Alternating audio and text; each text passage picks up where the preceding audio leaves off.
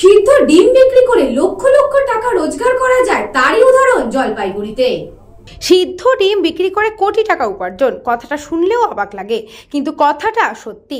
জলপাইগুড়ি শহরে এই ডিম বিক্রেতা সিদ্ধ ডিম বিক্রি করে লাভবান হচ্ছেন। রোজ 400 সিদ্ধ ডিম বিক্রি করে থাকেন, আর মাসে প্রায় 50,000 টাকা অবধি টাকা তিনি লাভ করেন।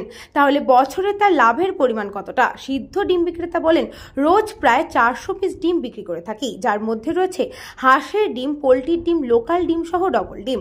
আর এটাই উপার্জনের একমাত্র আয়, আর সেই আয় থেকেই আমি প্রতিষ্ঠিত। গাড়ি বাড়ি সবই আছে।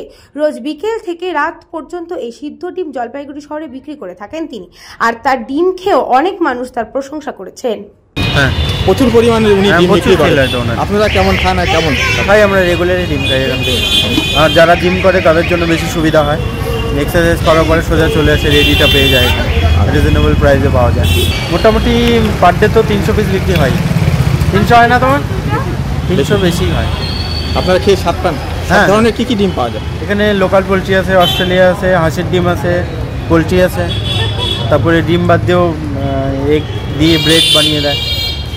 এখানে লোকাল ডিম আছে বাকালির, হাঁসের ডিম আছে বাকালির, অস্ট্রেলিয়ার ডিম আছে, তারপরে লোকাল পোলট্রি আছে, আন্ধ্রা পোলট্রি আছে।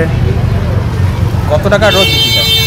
মোটামুটি ধর না 350 টাকা ডিম, 350 ডিম বিক্রি হয়। 300, 350 এখনকার বাজার। কেমন লাভ হয় আপনার? কেমন লাভ? 1000 এরকম হয়ে যায়, 1000 মাসে 40,000 টাকা ইনকাম হয় ডিম বিক্রি করে। খাদিমুল ইসলামের রিপোর্ট, নিউজ বঙ্গ টাইম।